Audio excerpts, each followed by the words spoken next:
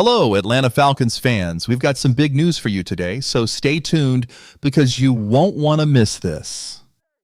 Before we dive in, make sure to subscribe to the channel, turn on notifications, and hit that like button to support our Falcons community. Your support helps bring this content to the most passionate fans out there.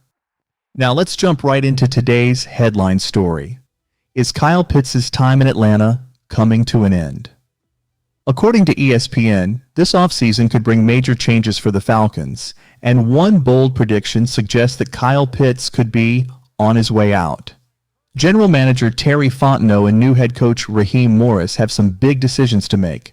Kirk Cousins' future is uncertain. He could stay, be released, or even be traded.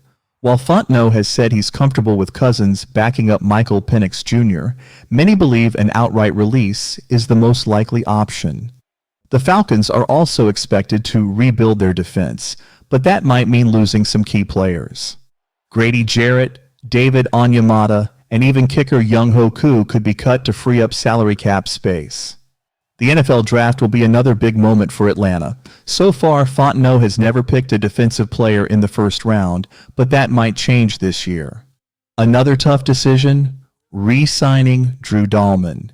If he gets offers worth $20 million per year, it's unlikely the Falcons will keep him. And then there's Kyle Pitts. A shocking trade on the horizon. Pitts was drafted 4th overall in 2021, the highest pick ever for a tight end. He was supposed to change the game, but things haven't gone as planned. After a strong rookie season, his numbers have dropped. In 2024, he had 47 catches, 602 yards, and 4 touchdowns, ranking 32nd out of 48 tight ends in receiving efficiency. His yards per catch have also declined every year. With the Falcons tight on money, some believe trading Pitts makes sense, especially with his 5th-year option set to pay him around $11 million. ESPN's Aaron Schatz has made a bold call. Atlanta should trade Kyle Pitts this offseason. Could this be the end of Pitts' time in Atlanta? Let us know what you think in the comments. Stay tuned for more updates on your Atlanta Falcons. What should the Falcons do with Kyle Pitts? Last season, blocking tight end Charlie Warner played nearly 40% of the snaps, showing that the Falcons don't rely on Pitts for blocking. Maybe it's time to move on. Some teams might still believe they can unlock Pitts' potential even after 4 seasons in the NFL. The Falcons have a big decision to make. Option 1. Pay Pitts $10 million for 1 more year, hope he improves, and possibly get a compensatory draft pick when he leaves in 2025. Option 2. Trade him now, get a valuable draft pick, and free up $10 million in cap space. The second option seems like the smarter move. Pitts hasn't done enough in his 2nd, 3rd, or 4th seasons to prove he deserves a long-term contract. Instead of letting him walk for nothing next year, why not trade him now and get something in return? That extra $10 million could help strengthen the defense, which needs serious upgrades. Could Michael Penix Jr. be the key to saving Pitts' career?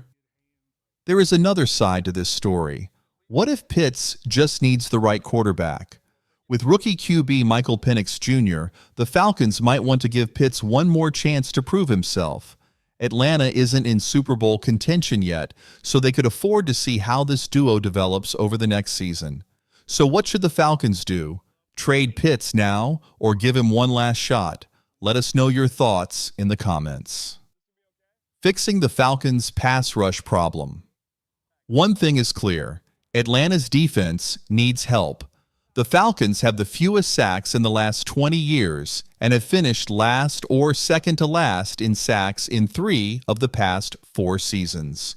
One player won't fix everything, but improving the pass rush should be a top priority in the NFL draft. However, the team could also bring in experienced veterans to make an immediate impact. One name to watch? Khalil Mack, a potential game changer. Khalil Mack has been one of the best pass rushers in the NFL since the mid-2010s. He's currently with the Los Angeles Chargers, but he's set to become a free agent in March. Adding a player like Mack could immediately improve Atlanta's struggling defense. Could this be the move that finally gives the Falcons a competitive edge? Stay tuned for more updates and make sure to subscribe so you don't miss any breaking Falcons news. Khalil Mack's versatility and value to the Falcons. Khalil Mack is a steady and reliable player, especially in the run game. He doesn't get blocked easily as plays develop, and his ability to get upfield from both standing and three-point stances gives him a lot of value. Mack also still has the agility to move inside and put pressure on the quarterback.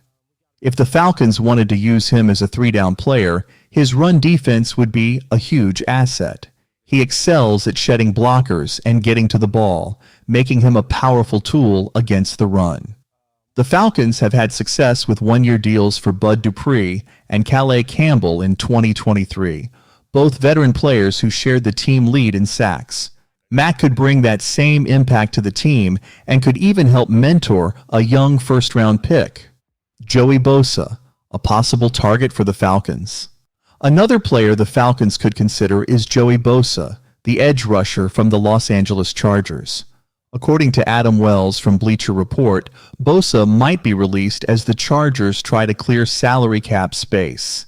The Chargers' defense was one of the best last season, allowing the fewest points per game in the league.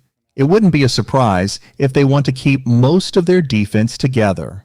But with Bosa turning 30 in July and not being as durable as he once was, the Chargers could save $25 million by cutting him. While Bosa will likely have many suitors, his next contract could come at a discount. But unlike Mack, Bosa doesn't have the same skill set. Bosa lacks the power to fight through bigger offensive tackles, and he isn't much of a factor in the run game anymore. Teams have been able to shut him down there. Why the Falcons should be cautious with Bosa. More importantly, Bosa has struggled with injuries. Over the past 3 seasons, he's only played in 28 games. His availability is a big concern, and that should make the Falcons think twice about signing him. What should the Falcons do? In an ideal scenario, the Falcons would draft a top edge rusher in the first round of the upcoming NFL draft. But if that doesn't work out, they could still sign Khalil Mack to a one-year deal to add some veteran presence to their defense. If that doesn't happen, the Falcons should go all in for Josh Sweat, bring him in and boost their pass rush immediately. With only Arnold Ebiketie and Braylon Thwett returning from injury, the pressure on Atlanta's pass rush in 2025 will be a whole new challenge.